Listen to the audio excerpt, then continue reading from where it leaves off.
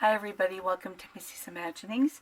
We are now in video number 4 of our 4-part series in sewing together the 1892 gown set.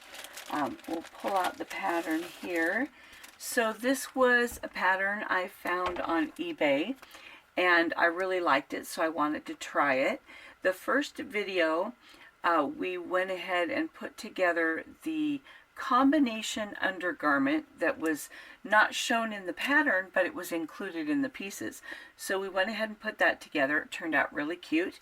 Then in the second video, we put together the petticoat skirts, which are also an undergarment. And I say skirts because we did 2 different kinds. So the pattern pieces that come in the pattern are all long, slender panels for putting that petticoat skirt together. So I wanted to see the difference in how the skirt would look by sewing all those panels together as contrasted with layering those panels and accounting for seam allowances, but to cut the entire skirt in one piece in kind of a semicircle and putting that together. So that was video number 2, is completing both of those petticoat skirts.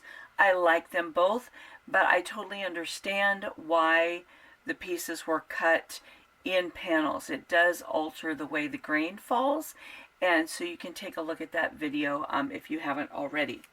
The third video was actually sewing together the gown, which when I was reviewing the pattern pieces, I was surprised because I had previously thought that the lace overlay of the skirt was a separate item, but it was not. It is part of the gown.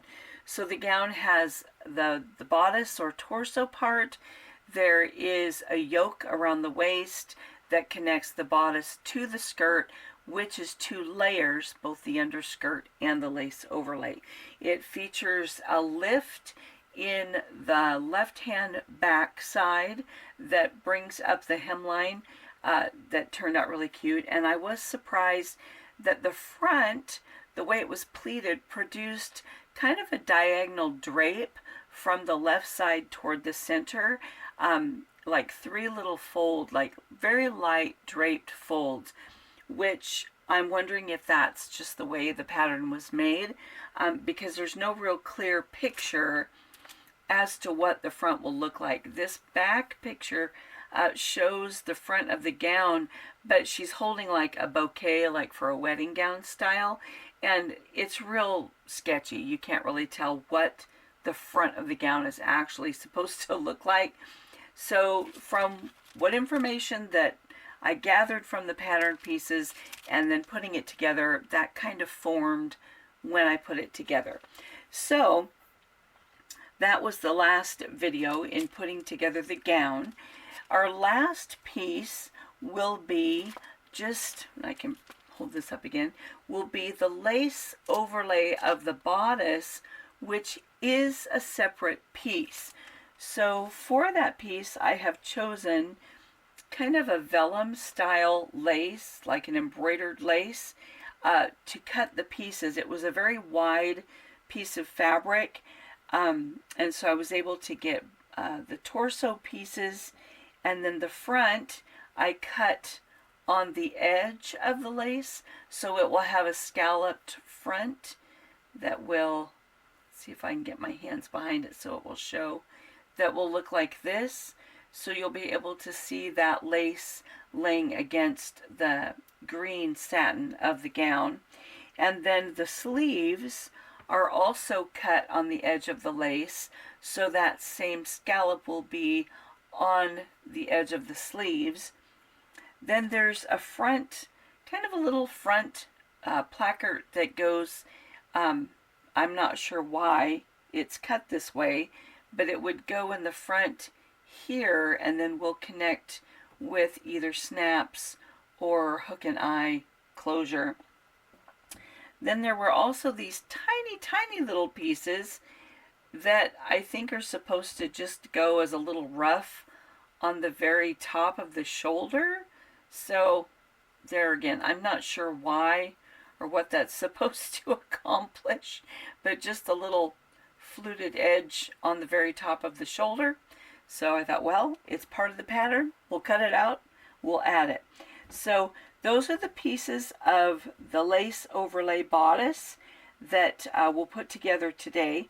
The only thing I did kind of discover is because it's an actual garment in and of itself, I do want to experiment with some kind of an edging for the hemline, because the way it was cut, I have the pretty edge on the front opening edges, but the bottom would just be kind of plain, and so I'll probably look for a trim that would be acceptable and wouldn't contrast too much with the way that this lace looks. So I have to check out some of my stores and see how I can do with that.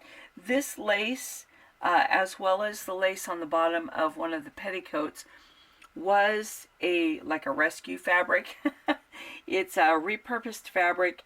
I'm not even sure what the original garment was, but I was given a whole bunch of beautiful rescued fabric selvages and whatnots. So these were rescued from that just because I love the appearance of this. So it will look a little older than the fabrics used in the gown, but hopefully it'll match the laces on the bottom of the hems to where it'll kind of tie it all together. So that's our next project, and we'll go ahead and switch up to the sewing machine and get started on putting together the lace bodice overlay. The pieces for the overlay are the fronts of the bodice, the backs of the bodice, a little front placard, and then two little sleeves and two little sleeve caps. So I've already done a lot of the prep work just to kind of speed this process a little bit. So I started out by serging the back edge of the back pieces, so the back and then the neckline. So I did that on both pieces. Then I put in the darts in the back and the darts in the front. Given how the bodice fit on the doll with the undergarment underneath, I did make the back darts a little less shallow than they were originally intended, just to give a little bit more room in the back. And then even though I've enlarged it, I'm going to keep the side seam allowances to 1/8 of an inch. And then I went ahead and put the darts in the front, and then I assembled the backs to the fronts at the shoulders. Now on this, I have to continue to read. I'm not sure if the back actually has an opening and if the closure is only on the front. That's why I went ahead and I serged this back seam, but it may actually just be sewn, and then at least those edges will be finished, and that's kind of what I wanted. So I wasn't sure that I needed to finish this center back seam, but I went ahead and did that. It was a little bit easier to do that kind of a line through the serger than to try to go around this edge in the serger, because it's a pretty substantial curve that I didn't want to try to fit through the serger machine. On the little placard, I also serged both the edges and the bottom, which I ended up having to actually do a little bit of handwork because it wanted to pull off of the fabric. So I did a little bit of handwork, and then I put some fray check on there, and I will kind of trim away the little excess now that that's dry. On the little sleeves and the little caps, I have basted along the top edge, because that top edge of all four of these pieces will be gathered.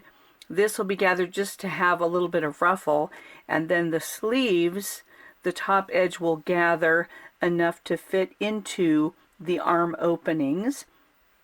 So my next step is simply to recheck my instructions, see whether or not I need to sew the back center seam, then put the sleeves in those openings. I will serge this seam once I get the sleeves in, so that that will all be finished. Then the side seams will go from the bottom of the sleeve up to the arm and then down the side. Pretty standard with doll clothing. So yeah, and then this little placard just goes in the front, and it's attached on one side, and then it can use like hook and eye or snaps on the other side, and then that's what the front will look like. So this is totally adjustable to make sure it's going to fit the doll well, because you can go in or out as far as might be needed on this little placket in the front. So that's all there is to this bodice, which is relatively simple. So I will go ahead and get those things done. And then as far as the lower edge of the hemline, I thought I do want a little bit of trim. So once I get it done, I'm going to see how this, let's see, this was the closest thing I had to matching in color. A lot of my other ones were a little too yellow or far too white. So I may see if I want to end up adding this little bit of lace to the bottom edge, and I'll probably put it on the dress, see what it looks like, and then see if I actually want to add this or not, or if I just want to hem it. Because this was cut out of a lace, I wanted this front line to be the edge of the lace, but then that means the hem is not on the edge of the lace, so there's no finish here. So I have to decide how I want to finish the hemline. So I'll kind of take a look at that once the bodice is put together. But that's all there is to this. It's pretty simple. I will be gathering this and putting this on first, then the sleeve on top of it, so that once it's finished, this little ruffle will be at the top of the sleeve. So yeah, that's all I have to do to finish this up, and then we'll kind of take a look at it once those pieces are put together. And here is our finished bodice. So we got it all done. I did end up putting the lace around the hem, as well as some lace around the back neckline. It looked okay, but it just looked a little bare and unfinished. So I thought, well, we'll go ahead and put a little scoop of lace in the back and then around the hem. And then in the front, this side is tacked in 4 places, and then this side has 3 snaps. So it's a front opening and closure. Then we added a cute little pearl necklace, and then of course we just needed a little bag for her to carry all her treasures. So that is the completed outfit of the 1892 gown.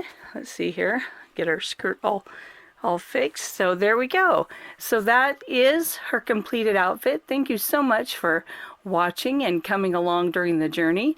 It's been a fun experiment to try someone else's pattern and see how it turns out. So thanks for joining me. And I thought I would, now let's see if I can keep my camera straight here while I reach for something. Okay, we'll zoom on down here. I recently purchased a book of Victorian fashions, which is very interesting because it has lots of patterns printed in the book.